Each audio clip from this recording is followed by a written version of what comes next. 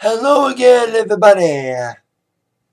Zagatech is here with the Atakline for Monday, August 19th, 2013. Alright, let's kick off with me, DJ Zagatech News, where I only had 2 gigs over the weekend.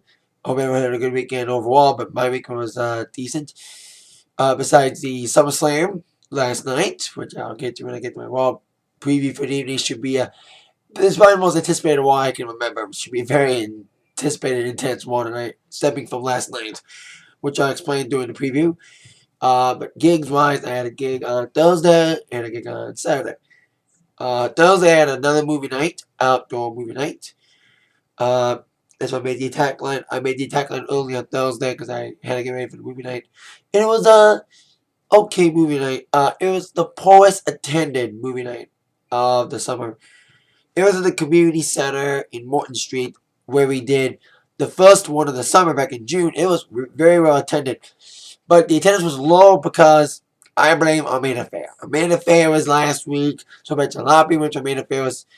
It was about the same attendance as a Bad Splash Bash, but 20 people showed up. It was a very poorly attended show just because maybe it was cold, maybe it was just because Amanda, who knows the reason why, but it was a poorly attended movie night last Thursday. I was very disappointed in attendance.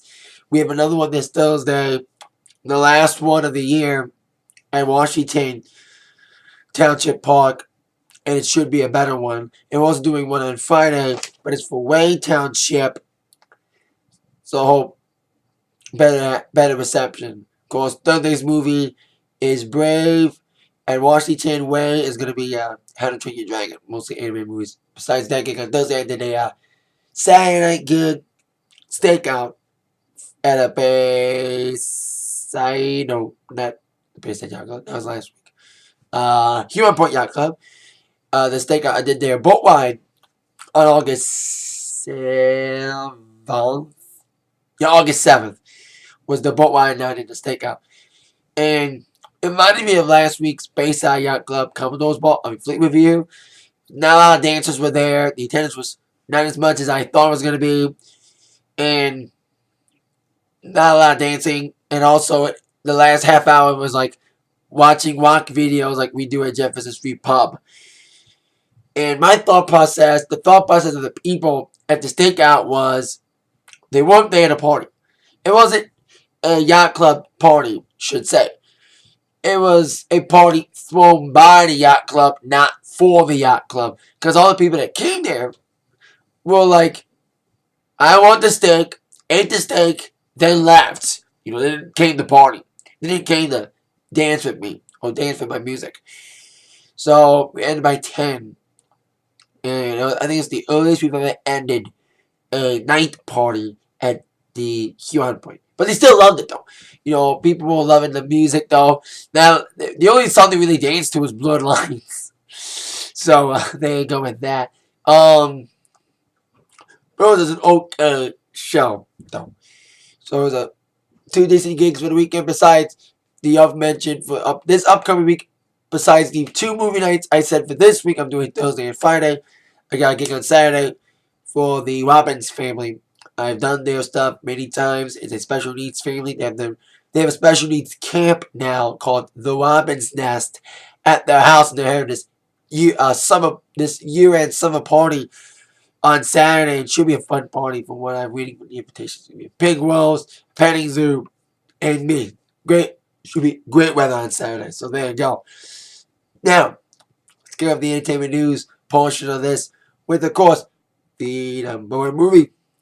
After only 1 week, Elysium got kicked off by a movie that may surprise people that got to be number 1 with not much hoopla. Lee Daniels' The Butler debuted at number 1 with 30 million, with not much publicity around it. I didn't even knew about The Butler until they said, when I read that The Butler had a good chance of beating Kick-Ass 2, I was like, what the heck's The Butler? I didn't even see any commercials for The Butler. All I saw commercials for were the main 3 releases. Jobs, which bombed. Disturbia, or the other, I forgot the name of the other movie. Paranormal bombed. And Jackass got destroyed. Kick-Ass got its ass kicked. Because at number 2, entry the actual is $24 million for the Butler, and Kick-Ass 2, which did a bad opening. Only debuted with $13 million. That bombed. Debuting number 5. Jobs wasn't even in the top 5. Debuted number 7 with $6 million. And Paranormal failed with $3 million. So it was a bad weekend for new movies, unless you're the Butler, which I didn't knew was out. So there you go with that. Now, on with news on Lady Gaga. Now, last week, of course, Gaga released Applause by demand because of leaks. People are saying there's rumors flying about Applause being deemed a failure, a bomb. The song not making as big of an impact as it should, being overshadowed by Katy Perry's War, about to sell at least 500,000 downloads as it be tallied on Wednesday, while Gaga set to make about 200,000. But despite those initial fears of a bomb and with a rumored rush release of a second single coming, Gaga still has faith in Applause, as the single video came out today as promised.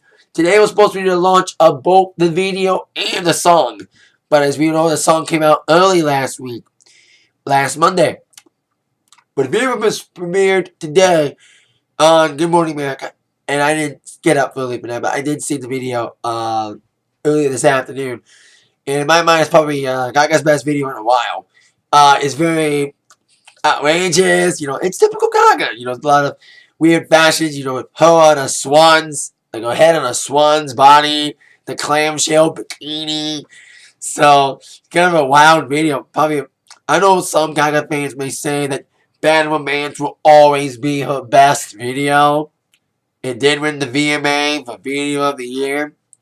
But still, I think Applause would be up there as one of Gaga's top 5 videos.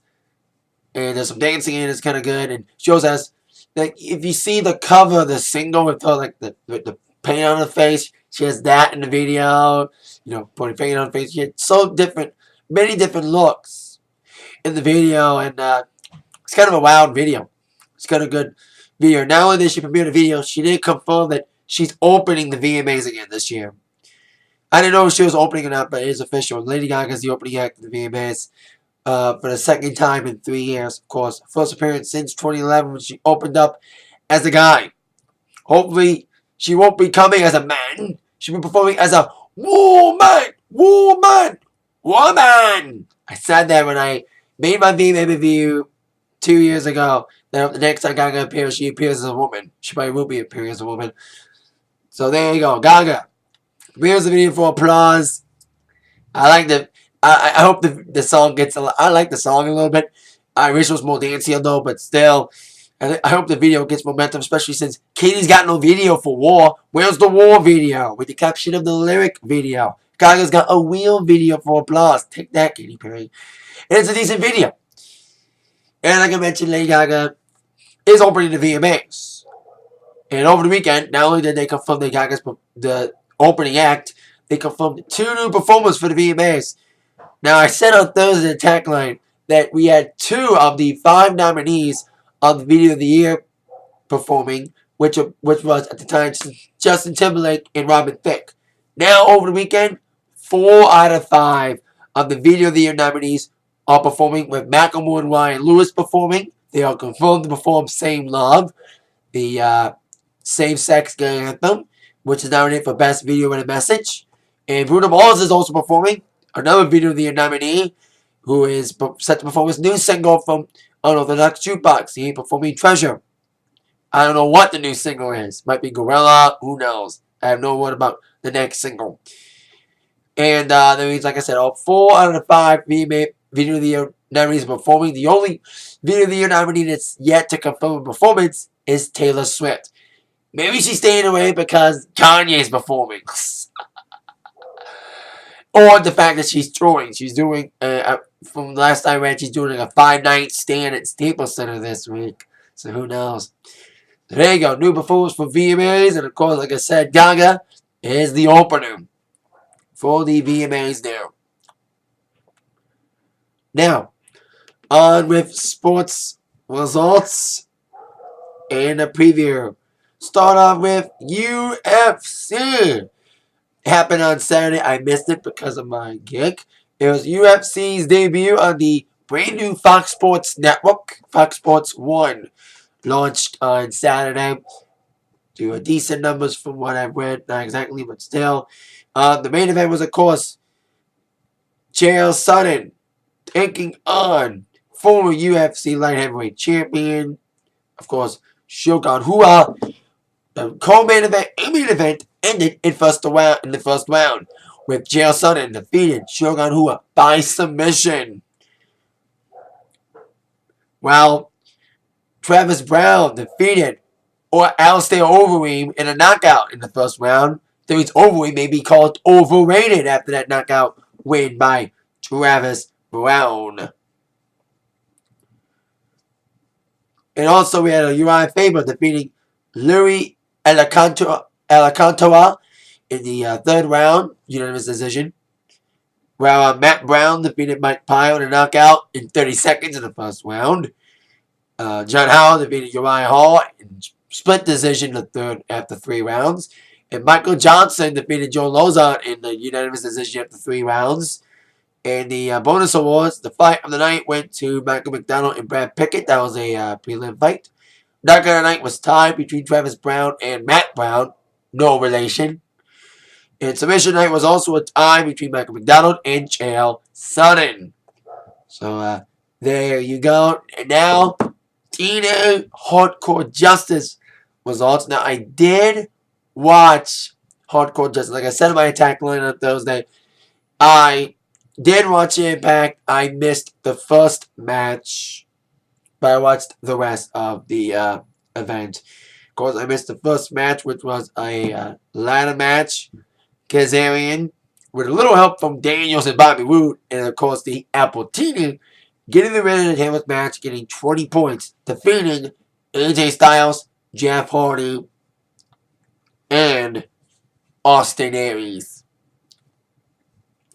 And then we had I got home in time for the Knockouts match. Now it was supposed to be a Knockouts tag, a tornado tag, but Velvet Sky never showed up. I heard Velvet Sky had an emergency health scare.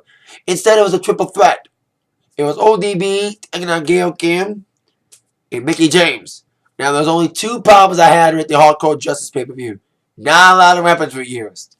Yes, we did see the Knockouts use a lot of weapons in the Knockouts Hardcore triple threat, and I didn't like that. You don't see that in Divas. Once again, literally my point about comparing the Knockouts to the Divas. And ODB got the victory. I like the weapons used, though. Wish there was more. Then we also saw a tables match involving Magnus, Samoa Joe, Bobby Roode, and Mr. Anderson. And once again, Daniels helped Bobby Roode get to 20 points as Roode, with the spill of the Appletini, I think he was the one that put Magnus through a table and got the victory for the 20 points, which propelled Bobby Roode into second place. Then we had the main event, the cage match for the TNA World Heavyweight Championship. Bully Ray taking on Chris Sabin. Of course, main event Mafia, Ace and Eights, 5-on-5 will take place this week instead of last week. And MEM with Kurt Angle and Rehab, they were calling people to join them. And they're thinking about Tito Ortiz. Well, that's not going to happen. You thought last night SummerSlam was kind of a screw job finish. We didn't kind of have a screw job finish on Thursday Night Impact. I saw a little. I kind of missed the Sabin Bully Ray match a little bit. But from what I saw, it was decent. But Chris Sabin, I can almost the same way as D-Bar, but not exactly got screwed. As I knew interference was going to take place even with the cage, because Mr. Anderson came out and tried to help Bully Ray, and then the main event Mafia came out, specifically Rampage came out, and then Ortiz was with him. And then Ortiz nailed Rampage with the bow hammer, taking out Rampage. And then I think he tossed the hammer to Bully Ray, with the name of Bully Ray. They hit Sabre with the Pearl Hammer in a 1-2-3 finish, with Bully Ray regaining the World Heavyweight Championship over Chris Sabin. I think Chris Sabin will be the 5th man. It'll make a whole lot of sense to have Chris Sabin be the replacement for Kurt Angle. I said that last week and I'll say it again. Especially after losing that championship last week on Impact. But I love Sabin. I would think he got screwed, but in my opinion, he just didn't make a good world champion. You know, he didn't have the power to be the champion. I like him. He's a great guy, but I don't think he's ready to take that responsibility yet. Some would say the same with Daniel Bryan, saying that Daniel Bryan's not ready. To them, I say, fuck you. And let's segue to get to our WWE Raw preview. Like I said in the beginning of the video, should be a very intriguing Raw stemming from what happened last night at SummerSlam. Top 5 questions that must be answered tonight. Question number 5. How long will Cena be out? Well, John Cena is legitimately injured. He injured his elbow last week, and you saw the big little black thing around his elbow last night.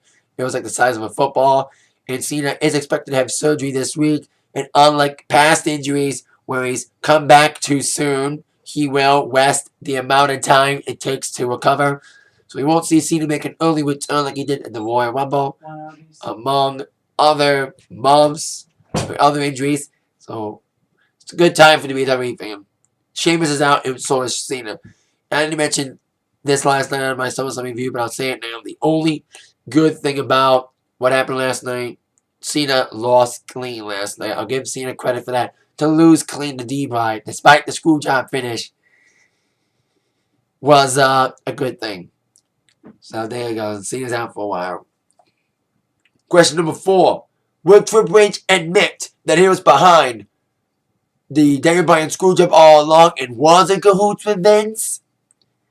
Well, Triple H, it seems like for the last couple weeks, Triple H has been defying McMahon's power trip. You know, that he's been against Vince McMahon's demeanor about his abuse of Daniel Bryan. But I think Triple H may have been playing a hoax on Daniel Bryan, that he might be in cahoots with Vince the whole entire time to screw D-Bry in the storyline like he did last night. So we'll see if he comes clean about that and tells us why he did what he did. Was playing with Vince? Who knows? Is it, the new McMahon-Austin feud again? McMahon versus Daniel Bryan. Triple H counts as McMahon because he's married to Stephanie. So, see what kind of revelations come out of that. Question number 3. Will any early matches be made for Night of Champions? Now, if you did not see my SummerSlam review last night, I predicted a couple matches. I predicted we're going to see Mark Henry and Big Show taking on Rollins and Wayne for the tag titles. We didn't see that match last night, but we probably will at Night of Champions. And after the DQ finished in the pregame, I think RVD were going to rematch against Dean Ambrose. I also predict AJ against Caitlyn for the Divas Championship. And of course, we all know what the main event of Night of Champions is going to be. Stemming from last night, Daniel Bryan against Randy Orton for the WWE Championship. And before I get to them two, I get to question number 2. What's next for CM Punk? Well, of course, Punk, in a valiant effort, lost to Brock Lesnar last night in what I thought was a very intriguing fight last night. I did not think it was going to be that good, knowing Brock Lesnar's previous showings against Triple H, but Punk basically carried the match. It made Brock Lesnar look very well. Like I said in my review, if you didn't see it, Punk, Jericho, Daniel Bryan, and Christian are 4 guys, in my opinion, that can have a good match with pretty much anybody. And Punk proved it last night, putting on a good match with Lesnar.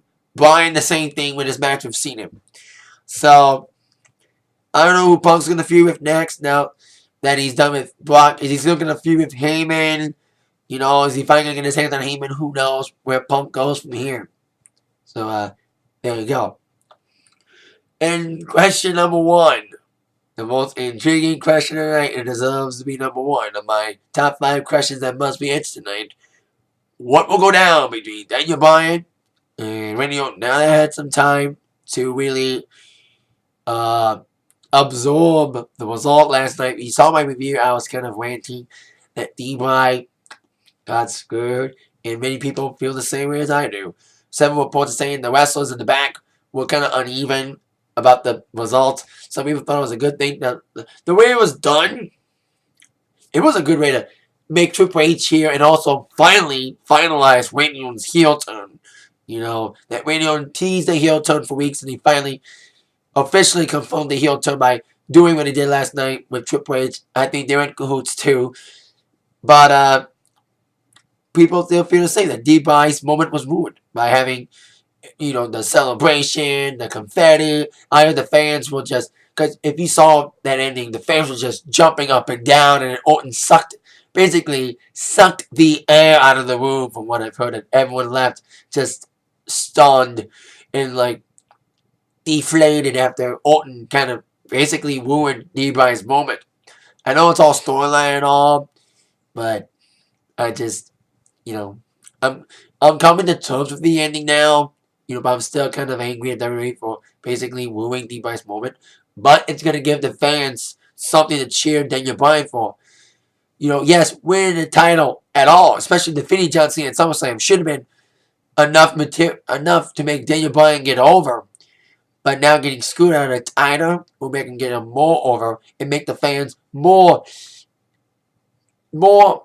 for Bryan. Like the fans will be like, man, Bryan got screwed, man. He needs to win again. Yes, yes, yes. So it'll help him get more crowd reaction. That's what happened to Punk at SummerSlam 2011. They both got screwed in almost the same way. Both taken out by a guy, then losing by a Money in the Bank cash-in. Because that's what happened to Punk. Punk got cashed in at SummerSlam by Del Rio. And then he won it back at Survivor Series and held the championship for a year. That could happen with Daniel Bryan. But it's kind of weird that Daniel Bryan didn't kick out after the pedigree. That was stupid. I think Daniel Bryan should have kicked out of the pedigree, then get the RKO. That's what should have happened. If I were to change one thing about the ending, is that Daniel Bryan should have kicked out after the pedigree. How could a move from a retired wrestler like Triple H be more devastating than anything he got from Cena? So it's kind of stupid. So there you go. What happened tonight in the SummerSlam Aftermath? We'll find out tonight on Raw at 8, 7 Central, USA Network, of course, Eastern Time, Pacific Time. You can check that in Central, whatever. Check your time zones. That is it for the Atakline for today. I'll see you all later for my Raw review. With that in mind, you've all been attacked by the news from Zach. Thank you all very much for watching. Yeah.